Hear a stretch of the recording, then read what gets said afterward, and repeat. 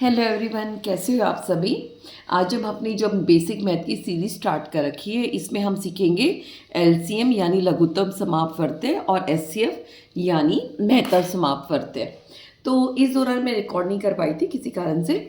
इस दौरान मैंने एक मैडम और मेरे साथ जुड़ी हैं, वो आपको इंग्लिश करवा रही हैं। अब इनक्रेडिबल इंडिया 6 की इंग्लिश करवा रही हैं लेसन, और वो बहुत अच्छी उनकी इंग्लिश है। बेसिकली उनकी प्रोनाउंसिएशन बहुत अच्छी है, जो इंग्लिश के वर्ड बोलने होते ना, और उनको बहुत प्यारा हिंदी में समझा रखा है। आप जाके उनकी वीडियो भी ज़रूर देखिए। स्टार्ट करते हैं। और जब आप मेरे को कमेंट करके बता सकते हो जब आपका 7th या 8th का कौन सा गणित आए, गणित प्रकाश आया है, ये पुराना एनसीईआरटी करवा रहे हैं, उसके अकॉर्डिंग हम अपने 7th का मैथ स्टार्ट कर देंगे। चलो स्टार्ट करते हैं। लघुत्तम समापवर्तक यानी एलसीएम। एलसीएम की फुल फॉर्म होती है लीस्ट कॉमन मल्टीप्लाई। लघुत्तम, लघु का मतलब छोटा, लघुत्तम सबसे छोटा। क्या मतलब है, हमें कोई दो नंबर दे रखे, माना दो नंबर दे रखे 4 और 6, इसका हमें क्या निकालना है, लघुत्तम समापवर्त्य निकालना है। लघुत्तम का मतलब होता है सबसे छोटा। किस चीज़ का सबसे छोटा, अगर हम 4 के गुणज यानी 4 का पहाड़ा लिखे, 6 का गुणज 6 का पहाड़ा लिखे, उन दोनों में जो उभयनिष्ठ कॉमन सबसे छोटे वाला होगा वो हमारा लघुत्तम समापवर्त्य होता है। जैसे अगर हम 4 का पहाड़ा यानी 4 के गुणज लिख रहे तो क्या होगा, 4 एकम 4, 4 दूनी 8, 4 तिये 12, 4 चौक 16, 4 पंजे 20, 4 छिक 24, इस तरह हमारा चलता चला जाएगा। अगर हम 6 के लिख रहे हैं क्या होगा, 6 कम 6, 6 दूनी 12, 6 तिये 18, 6 चौक 24, ऐसे बढ़ते चले जाएंगे। अब आप दोनों के पहाड़ों में देखोगे तो हमारा उभयनिष्ठ क्या है, यानी इन दोनों पहाड़ों में कॉमन क्या है। एक तो हमारा देखो 12 आ रहा है एक हमारा ये देखो इधर 24, दोनों में कॉमन उभयनिष्ठ आ रहा है। तो हमें कौन सा ढूंढना है, जो सबसे छोटा। और लघु का मतलब छोटा, सबसे छोटा। सबसे छोटा जो इन दोनों के बीच में उभयनिष्ठ है। इधर 4 8 इधर नहीं, इधर 6 तो इधर नहीं है, 12 है जो दोनों के बीच में उभयनिष्ठ है। तो इसका जो हमारा लघुत्तम समापवर्त्य बनेगा वो बनेगा 12। समझ गए तरीका कि लघुत्तम समापवर्त्य का तरीका निकालने का वो क्या होता है, कि क्या होता है लघुत्तम समापवर्त्य। तरीका इसका हम आसान वाला सीखेंगे, ठीक है। यहाँ तक बेसिक हमने सीखना था क्या है। अब हम इसका निकालने का तरीका सीखते हैं। किसी चीज़ को अगर हम जिस तरीके से एग्जाम में करते हैं तो कैसे करेंगे। अगर इसका कोई कहे कि लघुत्तम समापवर्त्य निकालो, 4 और 6 को हम 4, जो भी हम कोमा लगा के जितने भी नंबर है सबका एक तरीका होता है, वो लिख देंगे और ऐसे एक लंबी लाइन खींचेंगे, इधर लाइन खींचेंगे।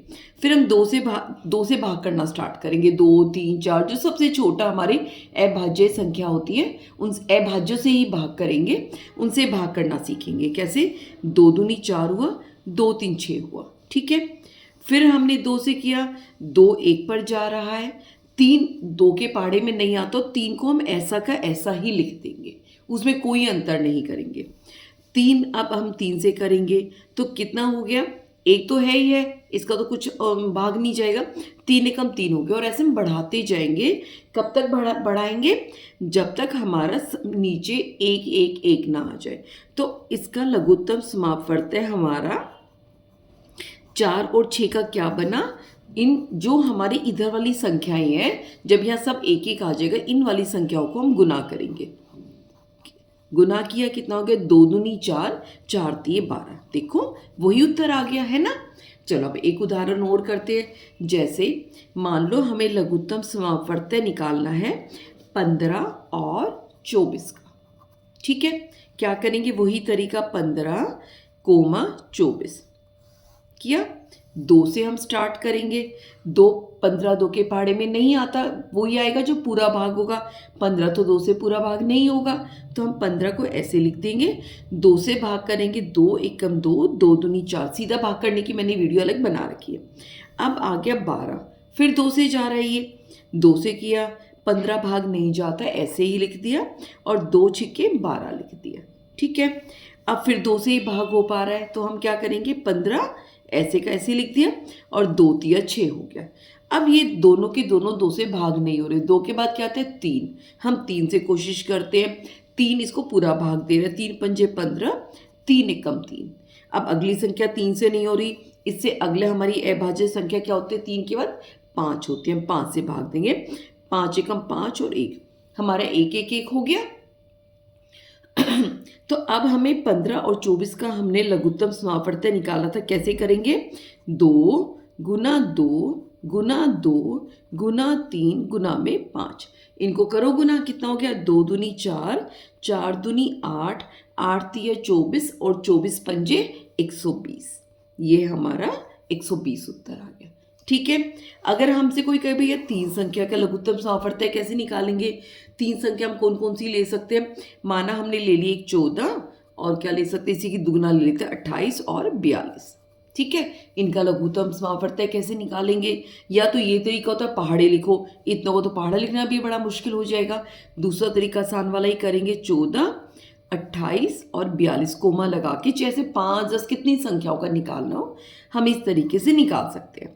स्टार्ट कहाँ से करेंगे? 2 से करेंगे, जा रहा है 2 सते 14, क्योंकि ये संख्या सम संख्या है तो 2 से भाग होगी, 2 एकम 2, 2 चौके 8, इसको किया 2 दूनी 4, 2 एकम 2, फिर दोबारा 2 से जा रहा है हमारा 7, इसको किया 2 सते 14 और कितना है 21। अब 3 से अगली संख्या 3 से करके देखा, जा रहा है, किया 3 सत्ते 7, ये दोनों नहीं जा रहे, ऐसे लिख दिया 3 सत्ते 21। अब ये दिख रहा है सामने 5 से भी नहीं जाएगा, अगली अभाज्य संख्या 7 से जाएगा, तो इस 7 एकम 7, 7 एकम 7, 7 एकम 7 हो गया। तो इसका लघुत्तम समापवर्तय कैसे निकलेगा? इनको हमें गुना करना है, 2 गुना 2 गुना 3 गुना में 7, 2 दूनी 4, 4 तिये 12 और 12 सत्ते 84, तो 14, 28 और 24 का लघुत्तम समापवर्तय कितना हो जाएगा? 24 हो जाएगा। यह हमारा निकालने का तरीका होता है। ठीक है, और जब तक आपकी अगली क्लास स्टार्ट नहीं हो रही 7th या 8th, तब तक हम इसी को ही, बेसिक मैथ को ही करेंगे, इससे आपके कॉन्सेप्ट क्लियर हो जाएंगे। इसमें हम दशमलव भिन्न सारा पढ़ेंगे। अब हम करते हैं एचसीएफ। एचसीएफ का मतलब होता है महत्तम होता है सबसे बड़े से बड़ा समापवर्तक, वो समापवर्तय ही समापवर्तक। ठीक है, इसका क्या मतलब है? मान लो कोई 2 नंबर है, कोई 2 नंबर हम क्या लें, जैसे हमने 8 और 12 ले लिया। ठीक है, उसमें हमने लघुत्तम में हमने गुना किया था कि 8 का पहाड़ा क्या हो गया, 12 को पहाड़ा क्या होगा। इसके अंदर क्या देखेंगे, 8 को कौन कौन भाग कर सकता है? 1 भाग कर सकता है, 2 भाग कर सकता है ना, और क्या कर सकता है हमारा, इसको 4 भाग कर सकते हैं, 8 भाग कर सकता है। 12 को कौन कौन भाग कर सकते हैं? 12 को 1 भाग कर सकता है, 2 भी भाग कर सकता है, हमारा 3 चौके 12, 4 तिये 12 और 6 दूनी 12 और 12 एकम 12, इतनी संख्या इसको, यानी इसके हमें सारे गुणनखंड लिखने हैं। फिर वो गुणनखंड जो बड़े से बड़ा हो, जैसे गुणनखंड 1 भी है हमारा, गुणनखंड 2 भी है, और क्या है जो दोनों में हो, हमारा 4 है। 4 से बड़ा तो और कोई कॉमन आ नहीं रहा, उभयनिष्ठ आ नहीं रहा है, तो 8 और 12 का महत्तम समापवर्तक क्या होगा हमारा? संख्या 4, यानी बड़ी से बड़ी वो संख्या जो दोनों को भाग कर पाए, जैसे 4 दूनी 8, 4 तिये 12। ठीक है, लघुत्तम समापवर्तक उस नंबर से, उन नंबरों से तो बड़ा होगा या उनके बराबर होगा किसी एक के। महत्तम समापवर्तक हमेशा इनसे छोटा या किसी एक संख्या के बराबर होगा। ठीक है, ये हमारा एक तरीका है निकालने का।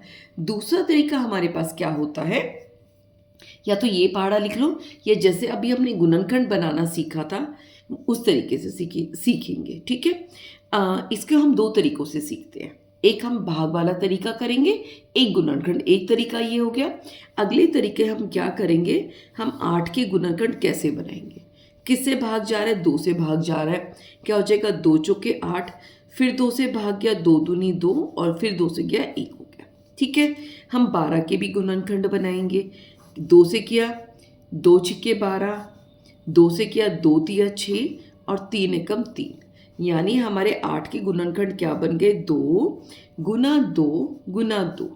12 के गुणनखंड क्या बन गए, 2 गुना 2 गुना में 3। ठीक है, तो इसका महत्तम समापवर्तक हम कैसे निकालेंगे, जो संख्याएं दोनों के बीच में उभयनिष्ठ हो, जैसे ये 2 और ये 2, इसमें 2 है, अकेला रह गया, इसमें 3 अकेला रह गया, इनको नहीं लेंगे। वो संख्या जो दोनों के बीच में आ रही है उसके नाम का 1 ले लेंगे। 1 2 ये, 1 2 ये, तो इन दोनों को गुना करेंगे हम, तो कितना हो जाएगा 4।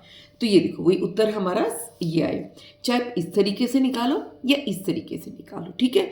तीसरा तरीका और बताती हूँ, उसमें हम क्या करेंगे, उसको कहते हैं भाग विधि से। बड़ी हमें 8 और 12 का निकालना है। बड़ी संख्या को हम अंदर लिखेंगे और हम छोटी संख्या से भाग देंगे, ठीक है। कितने पर जा रहा है, 8 एकम 8 पर जा रहा है। घटाते भाग में अब आ गया 4। अब हम और आगे नहीं, 8 से तो भाग दे ही नहीं सकते ना हम इस संख्या को। अब हम क्या करेंगे, 4 से भाग देंगे। किसको भाग देंगे, जो ये वाली संख्या इधर है उसको यहाँ लिख देंगे, ठीक है। कितने पर जा रहा है, 4 दूनी 8 पे। तो हमारा जो महत्तम समापवर्तक होगा वो होगा 4। जिस संख्या, ना ये होगा ना ये होगा, जिस संख्या ने आखिरी बार भाग दिया, जिस संख्या यानी भाजक संख्या जो आखिरी बार भाग दे रही है, तो हमारा उत्तर क्या हो जाएगा, 4 हो जाएगा, ठीक है। एक और हम उदाहरण करते हैं, इस बार 3 संख्या वाला करते हैं। थोड़ी बड़ी संख्या ले लेते हैं, जैसे 104, और क्या ले सकते हैं, 144 और 160।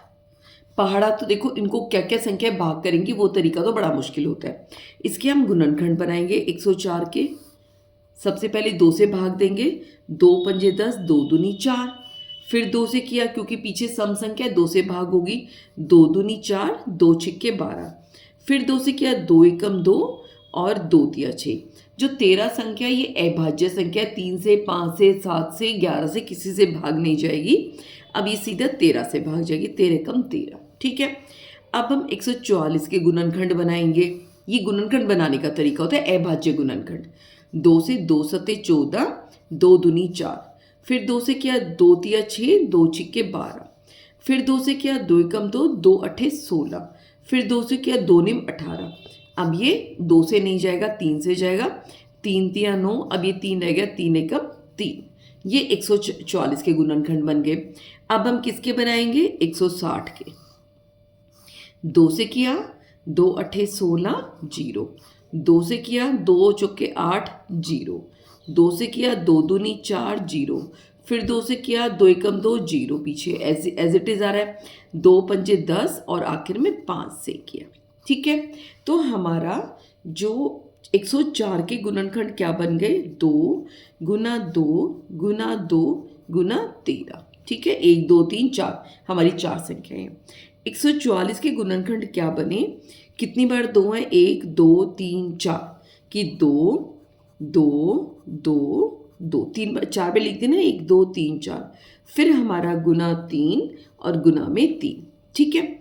जब हमने 160 को किया, कितनी गुना है, 1 2 3 4 5, 5 वाली 2 की गुना है, 1 2 3 4 5, ठीक है। 5 वाली 2 को गुना किया, 1 हमारा 5 बचा हुआ है।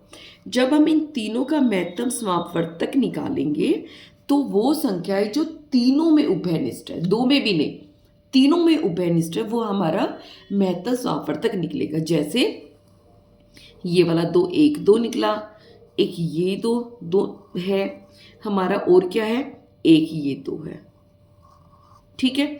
इसके अलावा देखो ये 2 इसमें है लेकिन इसमें नहीं है, ये 3 सिर्फ इसमें है, 13 सिर्फ इसमें, 5 इसमें है। तो हमारी और भी कोई ऐसी संख्या नहीं जो तीनों के अंदर आ रही है। ये वाले 2 हमारे 3 बारी जो है वो तीनों में आ रहे हैं। इन तीनों को गुना कर देंगे, 2 दूनी 4, 4 दूनी 8, हमारा उत्तर हो जाएगा 8, ठीक है। निकल गया। इसी तीनों संख्याओं का महत्तम समापवर्तक HCF यानी हम उससे निकालेंगे भाग विधि से। क्या करेंगे, सबसे बड़ी जो हमारी संख्या है उसको ले लेंगे और इसकी छोटी संख्या से भाग देंगे। इसी छोटी संख्या 144 है, 144 से भाग दिया। अभी हम तीसरा नहीं ले रहे, 2 से स्टार्ट करेंगे। 144 एकम 144 घटाया, इसने हाथ से लिया, ये रह गया 5 और ये हो गया 10। 10 में से 4 गए 6 और 5 में से 4 गया 1, ठीक है। अब अंदर आ गया 144 बाहर। बहुत बड़ी संख्या 160, ये 9 पे जाएगा, ठीक है। तो 144 हमारा 9 पे चला गया। अब हम इस 16 को लेंगे और हमारी जो संख्या कौन सी बची हुई थी 104, और इन दोनों का महत्व समापवर्तक हो गया 16। तो 16 से हम 104 को भाग देंगे। अगर ये बड़ा होता ये छोटी होती तो ये संख्या अंदर हो जाती। सिंपल सी बात है, छोटी संख्या से बड़ी संख्या को भाग देना है। ठीक है, तीसरी संख्या और इन दोनों का जो महत्व समापवर्तक है, जो छोटा है वो बाहर है, जो बड़ा है वो अंदर है। 16 से भाग देंगे तो कितने पे जा रहे, मतलब 16 छिक 96। ठीक है, उससे अगले पे ये बड़ा हो जाएगा। घटाया तो ये हो गया हमारा 9, 14 में से बचा 8, 8 यहाँ रह गया, ये उतर के नीचे आ जाएगा। ठीक है, 16 नीचे आया तो क्या बना, 8 दूनी 16, पूरा भाग दे दिया। तीनों का महत्व समापवर्तक हमारा क्या बन गया, 16 हो गया।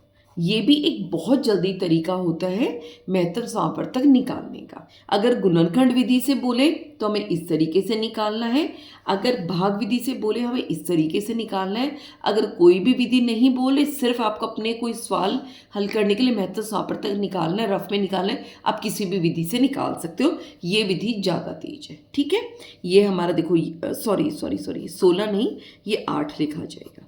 इधर ध्यान चला गया मेरा, तो समझाने में ज़्यादा ध्यान होता ना, लिखने में ज़्यादा ध्यान नहीं होता। तो 8 हमारा ये उत्तर आ गया, और ये देखो ये 8 और ये 8 हमारा सेम हो गया। और आप झटाक से बोल देते मैडम आप गलत पढ़ा रहे हो, आपने गलत उत्तर लिखा है। कई बार क्या होता है ना, समझाने में ध्यान होता है, लिखने में ध्यान नहीं होता। तो ये हमारा हमने सीखा एलसीएम और एचसीएफ। इन दोनों में आप बहुत कमेंट कर रहे हो, बहुत अच्छा लग रहा है। कमेंट करके ज़रूर बताना सीरीज़ कैसी लग रही है ये वाली। और जब भी आपका 7th की क्लास स्टार्ट हो जाए, 8th की स्टार्ट हो जाए और उसमें हिंदी का गणित प्रकाश पढ़ाया जा रहा है, ज़रूर बताना। और मेरी इंग्लिश की वीडियोस, वो मैडम बहुत अच्छी है, बड़ी यंग सी है, उन्होंने अभी कॉलेज पार किया है और वो नौकरी भी लगी हुई है, तो वो बहुत अच्छा इंग्लिश पढ़ा रही है। उनकी वीडियोस ज़रूर देखना। तब तक अपना ध्यान रखो, टेक केयर, बच्चे खुश रहो।